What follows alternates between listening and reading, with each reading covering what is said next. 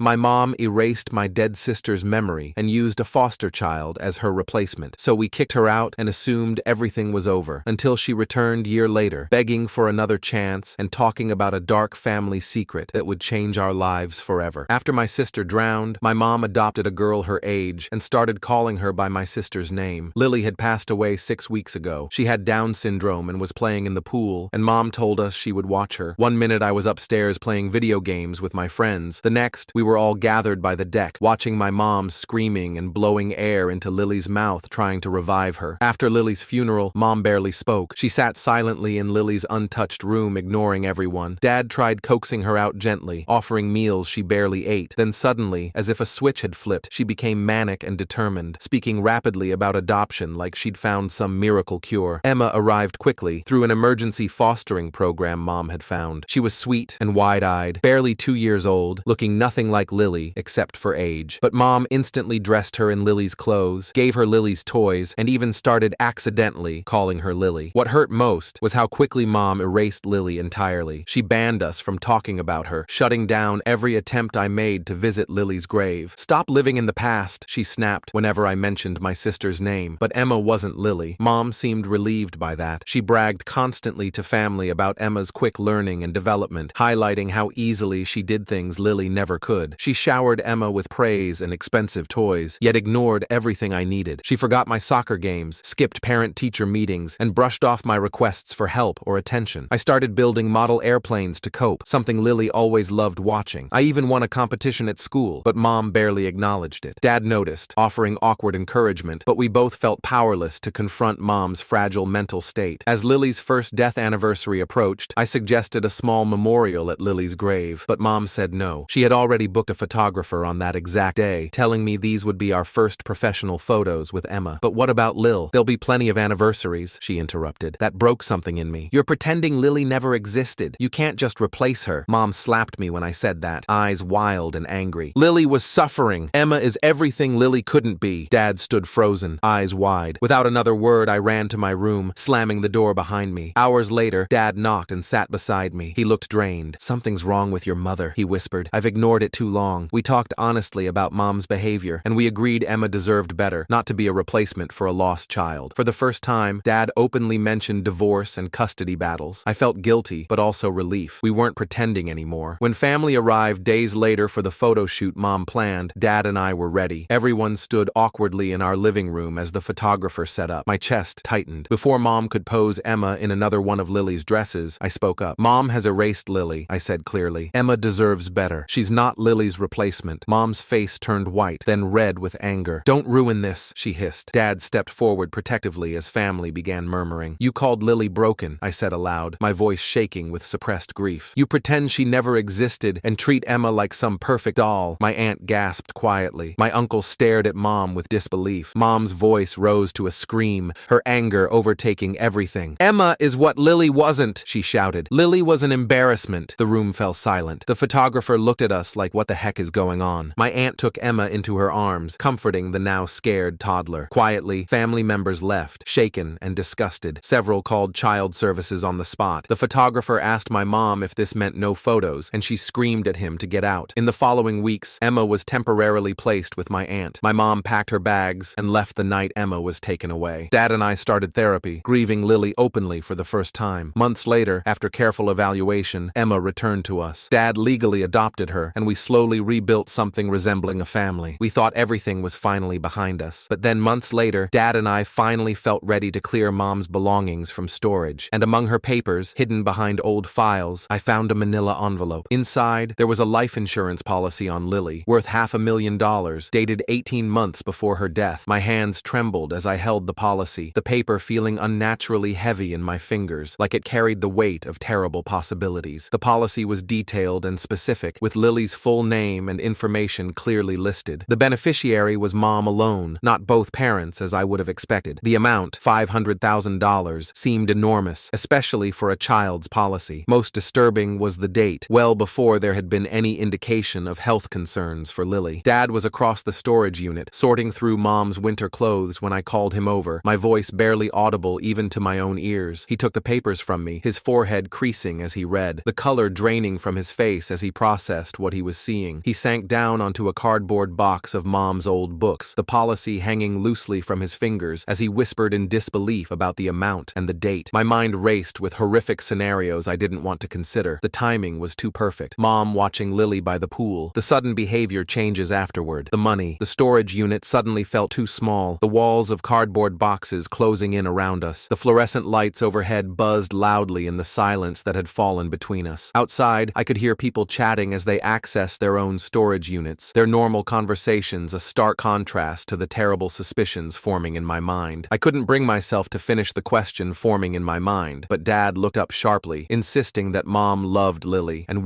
couldn't have done something so unthinkable. But his voice lacked conviction, and I could see the same doubt in his eyes that was consuming me. Your mother loved Lily, he said firmly, but his voice wavered slightly. She would never. She couldn't possibly. He couldn't finish the sentence, his certainty crumbling visibly. We spent the next week in a fog of suspicion and dread. Dad contacted a lawyer friend who specialized in insurance fraud, speaking in hushed tones on the phone while I pretended not to listen. The lawyer, a man named Richard, whom I'd met at company picnics years ago, came to our house one evening after Emma was asleep. He reviewed the policy carefully at our kitchen table, his expression grave as he explained that the amount was unusually high for a child's policy, particularly one with Down syndrome who would typically be difficult to insure for such a sum. The timing is concerning, he admitted reluctantly, removing his glasses to rub the bridge of his nose. Taken alone, a parent insuring a child isn't unusual, but this amount, followed by a period. He trailed off, not wanting to voice the terrible suspicion aloud. Dad asked about investigating further, and Richard explained the process would be complicated and potentially traumatic for our family. He suggested starting with finding Mom and asking her directly about the policy before involving authorities. I couldn't sleep, haunted by images of Mom watching Lily struggle in the water, doing nothing to help. The thought made me physically sick, and I found myself avoiding the backyard, unable to look at the pool that had been drained and covered since that day. Nightmares plagued me, visions of Lily reaching out from the water, calling for help, while Mom stood watching impassively. I'd wake up gasping, sheets tangled around me, the sound of splashing water echoing in my ears. During the day, I moved through school in a daze, unable to focus on classes or conversations with friends. The pool, which had been covered with a heavy tarp since the day of Lily's death, took on a sinister quality in my imagination. I began taking the long way around the house to avoid even glimpsing it through the back windows. The sound of running water, even just a shower or kitchen faucet, made my heart race with anxiety. Then one evening, Dad came into my room where I was half-heartedly working on a new model airplane. He told me simply that he'd found Mom. She was staying at a small apartment 2 towns over, having gotten a job at a local bookstore and living quietly. He'd hired a private investigator, he explained, a decision he'd made without telling me to spare me additional stress. The investigator had located Mom within days, reporting that she seemed to be living a solitary life, going only between her apartment and work, occasionally shopping for groceries but otherwise keeping to herself. Dad thought we should confront her together, but I wasn't sure I wanted to see her again. Still, I needed answers more than I needed comfort, so I agreed. The drive was silent, tension filling the car like a physical presence. I clutched the insurance policy in my backpack, the manila envelope now worn at the edges from my constant handling. The highway stretched before us, streetlights creating pools of yellow light on the asphalt. It had started to rain lightly, droplets streaking across the windshield in chaotic patterns. Dad gripped the steering wheel tightly, his knuckles white with tension. Neither of us turned on the radio, the silence between us filled with unspoken fears and questions. Mom's new apartment was in a modest complex, beige buildings with small balconies and a central courtyard. It looked anonymous and temporary, nothing like the home she'd created and maintained for our family over the years. Dad parked in a visitor spot, and we sat in the car for several minutes, gathering courage before approaching her door. When we pulled up to her apartment building, my stomach twisted into painful knots. She opened the door looking smaller than I remembered. Her hair was shorter, her face thinner, with new lines around her eyes. The woman who answered the door was a diminished version of the mother I remembered. Her once vibrant blonde hair was cut in a practical bob and had lost its luster. She'd lost weight, her clothes hanging loosely on her frame, but it was the change in her eyes that shocked me most. They seemed hollow, lacking the intensity that had always characterized her, whether in happiness or anger. For a moment, nobody spoke. Then she stepped back, inviting us in without a word. Her apartment was tiny, but meticulously neat. I noticed immediately that there were no photos anywhere, no personal touches. It felt temporary, like she was just passing through rather than making a home. The living room contained only the basics: a small sofa, a coffee table, a lamp, and a bookshelf filled with paperbacks that I assumed came from her workplace. The kitchen, visible beyond an archway, was similarly sparse: white appliances, bare countertops, a small table with 2 chairs that looked unused. She asked quietly about Emma, and Dad replied stiffly that she was good and staying with our neighbor Mrs. Peterson today. Mom nodded, her eyes darting nervously between us before asking why we were there. I couldn't hold back anymore. I pulled out the insurance policy and placed it on her coffee table. The manila envelope made a soft sound as it landed on the glass surface. Mom's eyes fixed on it immediately, recognition flashing across her face. She didn't reach for it or open it, just stared as if it might bite her. Her face changed as she recognized the document, but not with the guilt I expected. Instead, I saw pain and confusion in her eyes as she stated flatly that we thought she had done something to Lily. "You think I hurt my baby," she said, her voice hollow. "You think I let her drown for money." The bluntness of her statement hung in the air between us. Dad shifted uncomfortably on the sofa beside me, but I held her gaze steadily. When I asked if she had, my voice cracking with emotion, Mom covered her face with her hands. The question seemed to physically pain her. Her shoulders hunched forward as if absorbing a blow. For several long moments, she remained that way, her breathing audible in the quiet apartment. When she finally lowered her hands, her eyes were red-rimmed but dry, as if she had cried so much already there were no tears left. When she looked up, her eyes were wet with tears. She explained that she took out the policy because Lily had Down syndrome, and doctors had warned about potential heart problems later in life. Lily's cardiologist mentioned concerns at her checkup, Mom explained, her voice steadier now. Nothing immediate, but potential issues that might develop as she got older. He said many children with Down syndrome develop heart problems in their teens or early 20s. She had been scared something would happen to Lily and wanted to ensure they could afford whatever care she might need. "I was terrified," she continued, twisting her hands in her lap. "I started researching medical costs for heart surgeries, specialized care, potential long-term treatments. The numbers were astronomical, even with our insurance." I panicked. Dad questioned why she never told him about it, and Mom admitted she put the money in her personal account after Lily passed, unable to look at it or touch it because it felt like blood money to her. "I should have told you," she acknowledged, looking at Dad with regret. "But I was handling so many of Lily's medical appointments and special needs arrangements already. I didn't want to worry you with one more thing." She explained that after Lily died, the insurance company processed the claim automatically. The money went into her personal account, where it remained untouched. "I couldn't bear to use it," she said, her voice breaking. "Every time I looked at my bank statement and saw that balance, I felt sick. It was supposed to help Lily, not compensate for her absence." When I asked why she left us, she shook her head, asking how she could face us after what she did to Emma and what she said about Lily. "I was so broken," she whispered. "After Lily died, something in me shattered. I couldn't process it, couldn't accept it. When Emma came, I thought I could start over, pretend the pain wasn't there. But I ended up hurting everyone. You, your father, Emma, and disrespecting Lily's memory." She told us she'd been seeing a therapist, trying to understand why she did those things. "My therapist says I had a psychotic break," she explained, her clinical tone suggesting she'd rehearsed this explanation. "The grief was so overwhelming that my mind created an alternate reality where Lily's disability had been the problem and Emma was the solution. It wasn't true, of course. Lily was perfect exactly as she was. Something still didn't add up. I pressed her about being there when Lily passed, about how she was supposed to be watching her. Mom's face crumpled with grief as she explained she went inside to answer the phone. It was Aunt Maggie calling, keeping her talking about family drama. Maggie called about some disagreement with her husband, Mom recalled, her forehead creasing with the effort of remembering. Something trivial, vacation plans or in-law problems. I told her I needed to get back to Lily, but she kept finding new topics, new reasons to keep me on the line. When she realized how long she'd been on the phone, it was already too late. "I looked out the kitchen window and saw Lily floating face down," she said, her voice breaking. "I dropped the phone and ran. I pulled her out, started CPR immediately, screamed for help. I tried so hard to save her." Dad and I exchanged looks as Mom mentioned that Aunt Maggie had been at our house that day, arriving early for lunch. She was the one who called for help when Mom found Lily. The detail struck me as odd. In my memory of that terrible day, Aunt Maggie had arrived after the ambulance, expressing shock and horror at what had happened. But Mom was saying she had been there already, had witnessed the entire tragedy unfold. Dad carefully asked if Maggie was there that day, and Mom nodded, explaining that she arrived early for lunch and made the emergency call while Mom was trying to revive Lily. "Maggie was already at the house when it happened," Mom confirmed, looking confused by our reaction. "She arrived about an hour early for lunch. She was the one who called 911 while I was doing CPR on Lily." A cold feeling settled in my stomach as I asked if Aunt Maggie knew about the insurance policy. Mom looked up sharply, telling us that Maggie was the one who suggested it, reminding us that she worked in insurance and helped set it up. "Maggie works in life insurance," Mom said slowly, realization dawning in her eyes. "She's the one who told me about policies for children with special needs. She helped me fill out all the paperwork, used her company discount to reduce the premiums." The pieces started falling into place us with sickening clarity. Aunt Maggie arriving early, the convenient phone call keeping Mom inside, and later, she was the one who took Emma when child services intervened. Maggie could see the pool from the guest bathroom window, Mom said, her voice growing stronger as connections formed. She used that bathroom when she arrived, said she needed to freshen up before lunch. Mom whispered that Maggie must have seen Lily in the pool from her bedroom window, which overlooked the backyard. She would have seen Lily struggling. The implication hung heavy in the air. If Maggie had seen Lily struggling in the water, why hadn't she raised the alarm immediately? Why make a phone call that would keep Mom occupied inside the house? Dad stood up abruptly, saying we needed to talk to Maggie immediately. Mom grabbed his arm, telling us there was something else we should know. Maggie's been calling me, Mom said, her voice trembling slightly. At first, she just wanted to check on me, or so she said, but lately, she's been asking about money, whether I received the insurance payout, what I did with it. Maggie had been calling her, asking about the insurance money, claiming she deserved some for helping with Emma. Last week, she called saying she deserved a finder's fee for helping set up the policy, Mom continued, her expression troubled. When I questioned her, she said she also deserved compensation for all she'd done for Emma after I left. My blood ran cold as I remembered that Maggie had been taking care of Emma on weekends sometimes. Since Emma had returned to live with Dad and me, Aunt Maggie had been surprisingly insistent about maintaining a relationship with her. She'd volunteer to babysit on weekends, often taking Emma to her house overnight. Dad had been grateful for the help, seeing it as Maggie's way of supporting our healing family. But now, those offers of help took on a sinister quality. Was Maggie using Emma to maintain a connection to our family? To keep tabs on us while pressuring Mom about the insurance money? I told Dad we needed to get home right away. The drive back was tense, with Mom sitting silently in the back seat, clutching her seatbelt with white knuckles. Dad drove well above the speed limit, his jaw clenched tight as he took corners too sharply. Mom gave directions from the back seat, having packed a small overnight bag in minutes after we explained our concerns about Emma. None of us spoke about the larger implications of what we'd discovered. There would be time for that later. Right now, Emma's safety was all that mattered. When we pulled into our driveway, Mrs. Peterson was outside looking worried. She told us that Dad's sister-in-law had picked up Emma about an hour ago, claiming we had asked her to. Mrs. Peterson was wringing her hands as she explained that Maggie had seemed in a hurry, barely giving Emma time to gather her favorite stuffed animal before bundling her into the car. Something about Mrs. Peterson's manner had struck her as odd, but she had no reason to question a family member with whom Emma regularly spent time. Dad's face went white as he told her we hadn't asked anyone to take Emma. We called the police immediately. The officer who responded took our concerns seriously, especially after Mom showed him the text messages from Maggie about the insurance money. These messages, increasingly demanding and thinly veiled in their threats, provided evidence of a potential motive for taking Emma without permission. They took our statements, looking skeptical, until Mom showed them the text messages from Aunt Maggie about the insurance money. They put out an alert for Maggie's car and told us to stay by the phone. The waiting was unbearable. Mom paced the living room, looking at Emma's toys scattered across the floor, repeatedly apologizing for everything. Hours stretched like days as we waited for news. Dad made coffee that grew cold in our cups. Mom moved restlessly around the house, picking up Emma's toys and putting them down again, straightening picture frames that didn't need straightening. I sat by the window, watching for police cars, jumping at every passing vehicle. Mom's apologies became a constant background noise. She was sorry for how she'd treated me, sorry for what she'd said about Lily, sorry for leaving when things got hard. I didn't know if I could forgive her yet, but watching her now, I could see she truly loved Lily, and Emma too, in her own broken way. The police called 3 hours later with news that they'd found Maggie and Emma at a bus station. Maggie was being taken in for questioning, and Emma was safe and on her way back to us. Relief washed over us in a physical wave. Dad sank into a chair, his head in his hands, while Mom burst into tears. I felt lightheaded with the release of tension, my legs shaky as I stood to look out the window again, this time watching for the police car that would bring Emma home. When Emma came through the door in a police officer's arms, Mom hung back, uncertain of her place. But Emma saw her and reached out, calling her Mama in her small voice. Emma looked confused but unharmed, her favorite stuffed rabbit clutched tightly in her arms. She blinked in the bright light of our entryway, her eyes widening as she took in the unusual gathering of people, the police officers, Dad and me, and Mom standing uncertainly by the staircase. When Emma spotted Mom, something remarkable happened. Despite the months of separation, despite having no contact, Emma recognized her immediately. "Mama," she called, reaching out with one arm while keeping her rabbit secure with the other. Mom looked at Dad, silently asking permission with her eyes. He nodded slightly, a small gesture of reconciliation. The moment hung suspended between them. Years of marriage, shared grief, terrible mistakes, and the beginnings of understanding all compressed into a single look. Dad's nod nod wasn't forgiveness exactly, but acknowledgement that Emma's needs came before their complicated history. As Mom held Emma close, I thought about Lily, about how she'd want us to move forward, not to forget her, but to find a way to be a family again, carrying her memory with us. Lily had been the most forgiving person I'd ever known. Once, when a child at the park had knocked over her carefully built sandcastle, she'd simply smiled and invited him to help build a new one. More hands make more better, she'd said in her simple way, a philosophy that seemed particularly relevant now. The next few weeks were difficult but healing. Aunt Maggie confessed to seeing Lily struggling in the pool and deliberately doing nothing. She admitted to keeping Mom on the phone intentionally, revealing that the insurance money had been her plan all along. The police investigation revealed the full extent of Maggie's deception. She had orchestrated the entire tragedy, suggesting the insurance policy, arriving early on that fateful day, making the calculated phone call to keep Mom distracted, and then watching as Lily drowned. Later, she had positioned herself to take Emma, perhaps hoping to leverage the child for financial gain, or simply to maintain control over our family. She now faced serious criminal charges for her role in Lily's death and the attempted kidnapping of Emma. Mom moved back in tentatively, taking the guest room as her bedroom. She and Dad weren't back together romantically, but they were communicating honestly, perhaps for the first time in years. Their relationship had transformed into something new, not husband and wife anymore, but co-parents united in their determination to protect Emma and honor Lily's memory. They attended therapy sessions together, working through the complicated tangle of grief, betrayal, and shared trauma that bound them. We visited Lily's grave together as a family. Mom placed a small model airplane on the headstone, one I'd made specially for Lily with her favorite colors. The cemetery was peaceful that day, sunlight filtering through the leaves of an old oak tree that stood near Lily's plot. Birds sang in the branches overhead, and a gentle breeze carried the scent of freshly cut grass and nearby flower arrangements. Mom knelt by the headstone, tracing Lily's name with her fingertips. She whispered an apology to Lily for trying to erase her, acknowledging that she deserved better. "I'm so sorry, my sweet girl," she said softly, tears streaming down her face. "I thought I could escape the pain by pretending you never existed, but you deserve to be remembered and celebrated for exactly who you were." Emma came too young to understand fully, but sensing the importance. She placed a flower next to my airplane, repeating what we'd told her, that it was for Lily. "For Lily in heaven," Emma said solemnly, patting the headstone as if comforting it. She looked up at me with wide, innocent eyes. "Lily is my sister too?" "Yes," I told her, kneeling down to her level. "Lily is your sister too, and she would have loved you very much." I watched my broken family standing there together and felt something I hadn't experienced in a long time. Hope. Not that things would ever return to how they were before. That was impossible. But maybe we could build something new and meaningful from the broken pieces of our lives. That night, I added another model airplane to my collection. This one had 3 figures in the cockpit instead of 2. Lily would always be with us, even if only in our hearts and memories. The model was my most detailed work yet, a vintage biplane painted in bright colors Lily would have loved. I'd crafted 3 small figures for the cockpit, one with short dark hair like mine, one with curly hair like Emma's, and one with a tiny ponytail like Lily used to wear. It had taken hours of painstaking work with the finest brushes I owned, but the result was worth it. And maybe, I thought as I placed the model on my shelf next to a photo of all of us, that was enough. Not perfect, not what we'd planned or expected, but enough to build a future on, one that honored the past without being trapped by it. In the photo, taken at Lily's 5th birthday, she was beaming at the camera, chocolate cake smeared across her cheek, her arms thrown wide in characteristic joy. Looking at her smile, I made a silent promise to live with the same openness and enthusiasm she had shown every day of her short life. That, I decided, would be Lily's true legacy, not tragedy or loss, but the reminder to embrace life fully and love openly, even when it hurts, especially when it hurts.